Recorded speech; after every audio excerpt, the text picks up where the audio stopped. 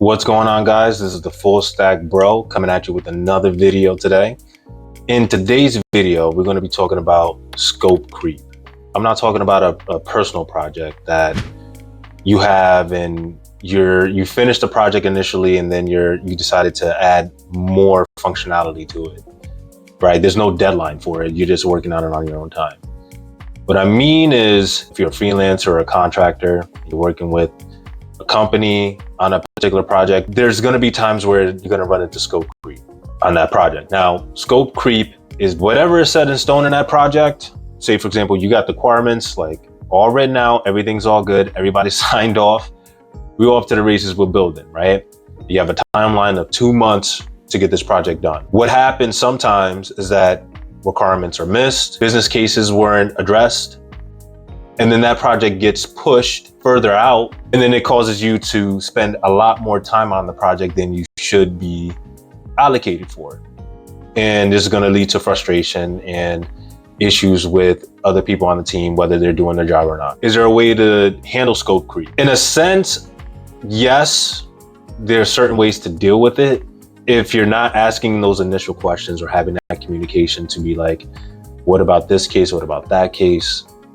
Based off of the requirements, just kind of figuring out different things and kind of, tagging things as to, for this business case, do we need it for this scope of this project, or do we move it to a V2 of it? You gotta, set boundaries and make sure that everything that is discussed is not causing issues, and you don't have to spend a lot of unnecessary time working on things that you shouldn't. First thing is you got to communicate effectively. Now, with all the stakeholders involved, this includes the product team, teams that need it, or if there's customers that are really asking for this feature to get done, product team will get the initial requirements from those stakeholders. Once that is all done, the product team will then create tickets of those requirements, and it's created within an epic. An epic is just a list of tickets that break down a project in a more effective way. Once that's all done, the product team goes through it. They go through the requirements to make sure everything makes sense from a business sense.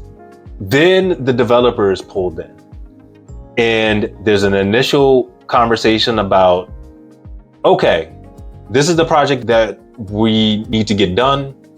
These are the requirements. This is the estimated of how long it should take to get that done. This is the time where you would have to ask questions. There's been so many times where I look at requirements and I have questions already ready to go. I might have questions about, well, will this function based off of user roles, right? Different roles. Are we going to change it? Are we going to keep it the same? Are we going to hide certain things of this feature from customers or internal users? All these things needs to be addressed before you sign off on it.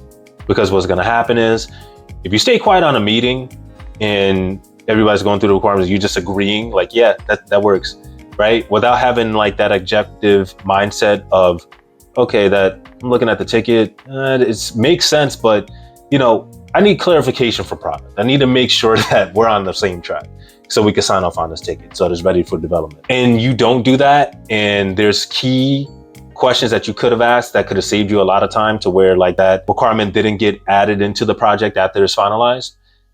You're going to be a lot more happier if you did that. You're going to run into this problem a lot where you're going to be stuck on a project till like everything is done. Communicating effectively across teams is very important.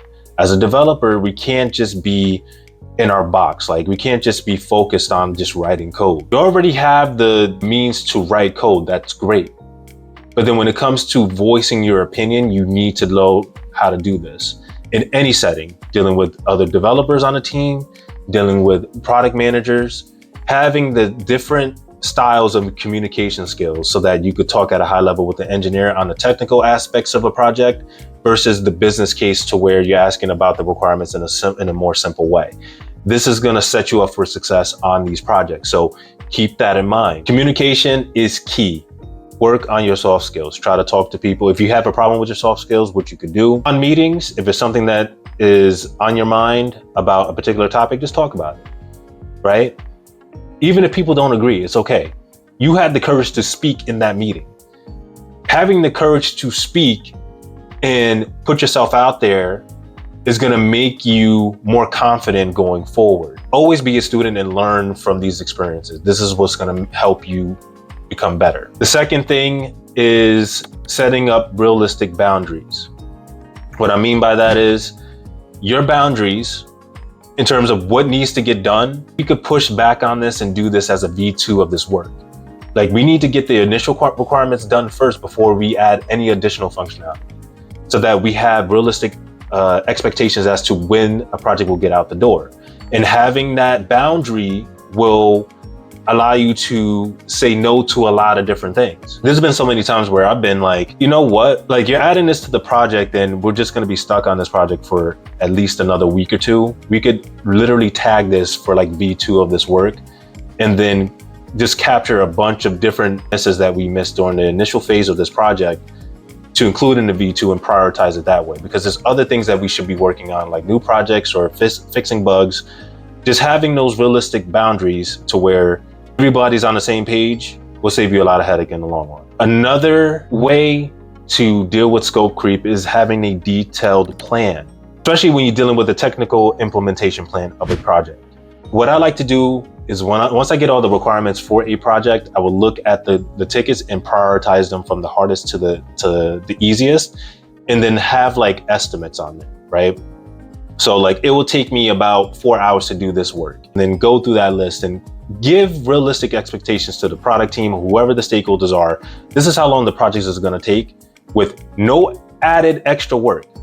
Once that's done, then you're gonna have that accountability of, okay, we're gonna get this done either before the deadline, we have more time, then we can add a little bit more of those features in, or right on time.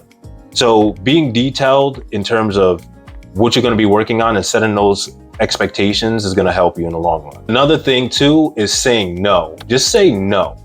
Like, if they're adding something to the project and they have an initial meeting on it, just say no, I'm not doing it. Like, we've been on this project for at least more than 2 months. I'm not doing it. And explain why you're not doing it. Because just saying yes all the time, you are just gonna add stuff to your plate where you don't need it. And don't just sit there and just be like, okay, cool, like, this is what it is. Say no, I'm not doing it. Add it to the next project. Like, if it's really important, then maybe have some leeway and have that conversation. But if ever you wanna prioritize this work, we're gonna prioritize it and get it done. We're not gonna sit here and just work on the same thing and keep adding to this project. This project has been signed off on, and that's it, we're done. So that's it about scope creep. If you like this video, please like, share, and subscribe. Let me know if you ran into scope creep and how you dealt with it, and hopefully this video helps you.